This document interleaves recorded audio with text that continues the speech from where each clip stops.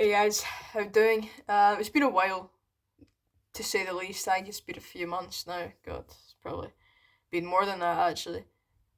Trying to remember the last video that I even posted on this channel. I'm back after a long break.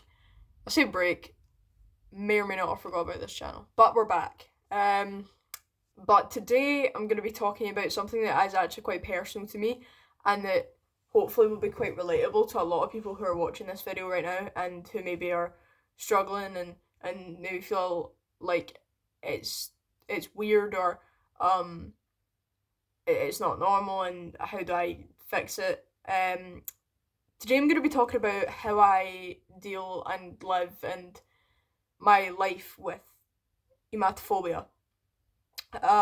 So if you clicked on this video and you have no idea what emetophobia even is, and you're just interested, then it is. I don't want to get this wrong because I feel like it affects people differently. But the way that it affects me is that it's an irrational fear of sick. If you're sick, someone else is sick. You hear, you see, sometimes the talk of, the smell, just a lot of everything to do with being sick. Um, I will put a warning now, before I get more into the video. So, now you know what it is. I'm gonna kind of tell you where it stemmed from. Well, actually, I don't really know where it stemmed from. I've got an idea. I've got a guess on where it could have stemmed from. This is my earliest memory of it, anyway. Because for some people, it could stem from something else, or in my case, having the emetophobia has stemmed into something. So I had emetophobia first, and now it's led into something else that I'll talk about later on in the video as well. But yeah, my earliest memory of having like a I don't really know what to call it, like a moment of like I don't really know how to put this. The first moment that I think I realised that I had emetophobia, I was really young. I think I was like 8 or 9. So I didn't even really know what it was. But I was in the airport and I was about to go on holiday, and I went to the bathroom with my mum before we went on the plane. And I don't even know if she'll remember this, but there was a girl a few stalls down. The stall door was like wide open. She was just, being sick, and I could hear, I could see it was, and I was like standing in the cubicle, and my ears, I was holding my ears like that, and I was like closing my eyes, and I was like, oh my god, make it stop, I hate this, just get me out of here. And I think that was the first like kind of memory of it, and I think from then on, it's just kind of like public bathrooms is definitely like a big issue for me, and which is really annoying because I'm out quite a lot. So yeah, I just remember I was like, oh my god, get me out! This is awful. Um, and yeah, so that was that. My first experience. Um, then between like then that little moment there and the age of like 13, I genuinely don't remember anything else.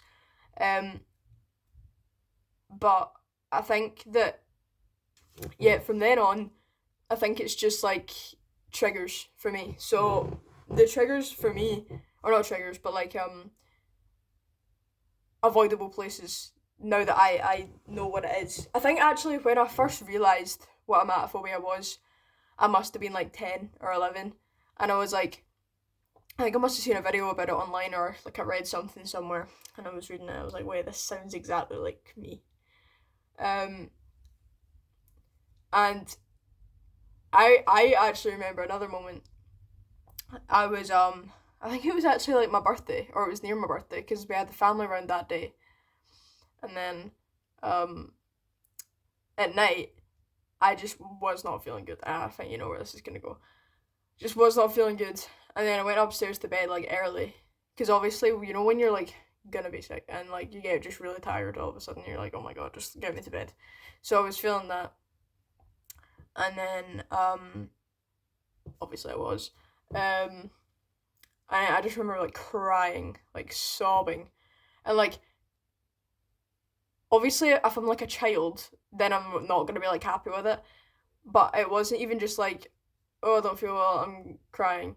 It was like I don't even know how to explain the feeling now. It was just a big overwhelming feeling on top of what was going on, like physically. Um, and then yeah, so something else actually. This is another memory for me. So my I think I'm just gonna use the word triggers, right? Is like getting, oh my god, the number, okay, I'm just gonna list them, okay? So places that I cannot be or I'm really cautious around and get quite about: theme parks, pubs, public transport, especially boats, um, drunk people, being around drunk people. Okay, I'm currently editing this and I forgot two main things. One is the fear of getting food poisoning, and the other one is eating meat abroad, like outside of the UK. Thought I'd mention those two. Um, but yeah, there's a lot of things that like, oh, I'm like, oh, I don't want to go, because like every school residential trip, this is what's so annoying. Every school residential trip involves a theme park of some sort, and I can't go because I know that I'm just gonna be freaking out the full time that I'm there.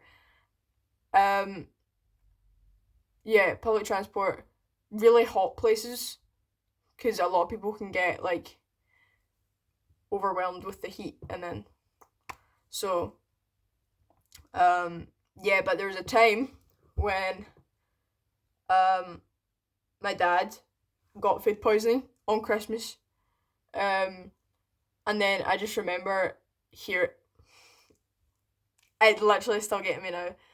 I just remember hearing that when I first woke up on Christmas morning, and I was like, oh my god, this is genuinely the worst day of my life, because it was in the house, and I was like there. I was like there. I was outside. The bathroom door was shut, but I was right outside the bathroom door. I was like, oh my god.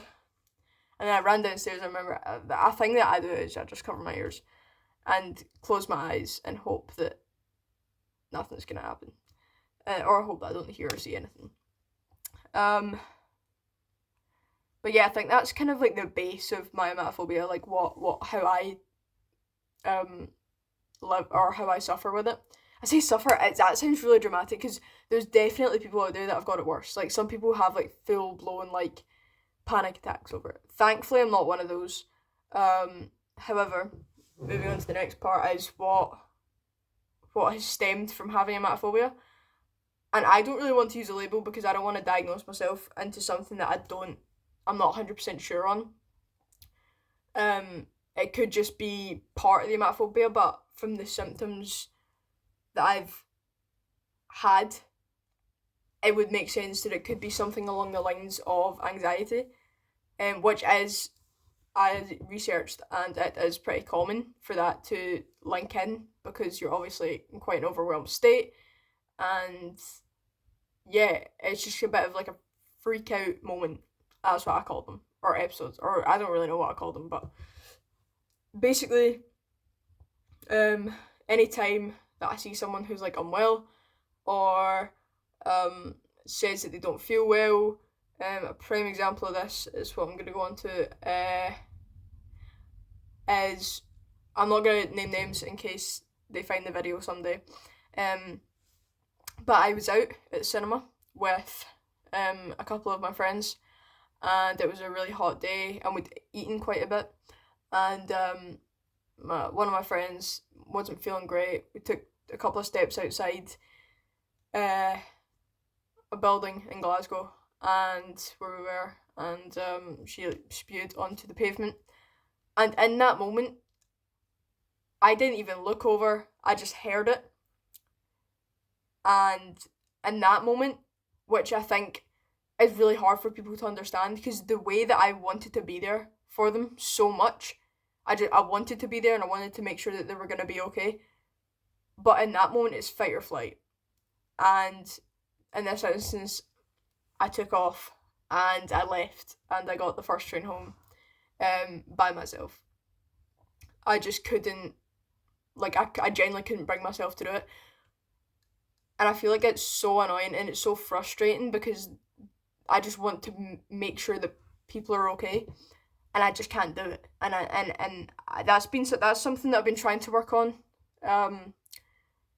Kind of exposure therapy, I guess. I don't know, but yeah, I just really struggled with that moment in particular. Like nothing like that's ever happened before, and I don't really think it's happened since.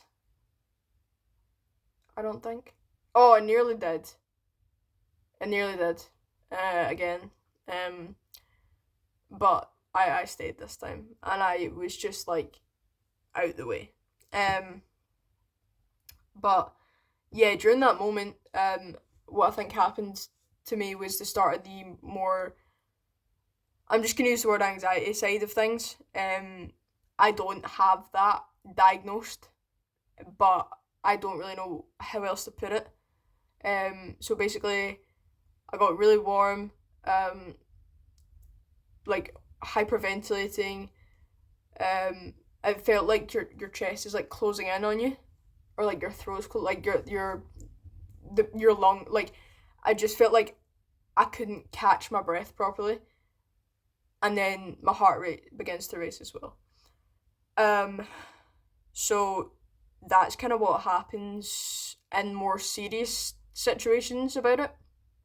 Um, Weirdly enough, I think the best situations with when I have like emetophobia is when I am sick, because I can not control it, but I know when it's gonna happen, and I know a bit in advance, so I can kind of prepare myself. It happened in December for the first time in like 9 years, so I was a little bit freaked out over that, but I took it in my stride, you could say, and dealt with it pretty well. It wasn't. The thing is, it's so hard to believe, and it's so easy for me to say. But it wasn't as bad as I thought it was going to be. Because always the feeling, like the sick feel, like the nausea in your stomach, is always so much worse when you're about to be sick. Rather than afterwards, and you feel so much better afterwards. Um, but yeah, so how I deal with it normally is if I'm nauseous or I'm going somewhere like on a train or on a bus, I tend to bring gum with me. Yeah, I tend to bring gum or bring mints. Because the menthol that's in like the gum or the mints actually helps with nausea. So, um, even if you're just anxious about something, but I definitely bring gum everywhere I go. That definitely helps so much. And then just water, and not too much, just little sips of water, cold water, and fresh air. Honestly, which is hard when you're on public transport. Um, and then I breathe. Like I work on like breathing. So that's kind of what I do to help. Um, and I just if something is going on at the same time, like if there's a situation and I'm like there, then normally I will like focus on like I'll cover my ears, and then just try focus on something else. Um, a lot of the times I do this thing with my fingers and I just go like that with my fingers, and it gives your brain something to focus on other than what's going on beside you. Um, I don't know, but it's different for everyone. Everyone gets affected differently. It's definitely had its ups and downs in my life. Like sometimes it's been perfectly fine, or like I haven't even thought about it, and then other times it's the only thing on my mind. Like after that thing happened at the airport when I was like 8 or 9, then I generally don't really remember anything between that, and then it kind of spiked when I was like 13, 14, and then it kind of chilled out again, and then it's kind of perked itself back up in the last year or so, which is kind of annoying, or last year and a bit or so. Um, but I know how to handle it now, and I hope that after you have watched this video, you can feel a bit more comfortable and a bit less, I don't know, anxious yourself about how to deal with it. And if you've realised that maybe emetophobia is what you've got after watching this video, then I'm very glad to have helped. But as I said, it affects everyone differently. at different times and different moments, different triggers. But I, thoroughly hope that this video has helped you out, and I will try to be posting more on this channel a bit more frequently. But yeah, I think that's all I've got to say on this topic. And my DMs are always open as well for anyone who might want to talk to someone. I'm always open to talk to anyone. So yeah, I'm gonna end the video here, but I hope you guys enjoyed. I'll see you guys in the next one, which hopefully isn't like 6 months away. Bye guys.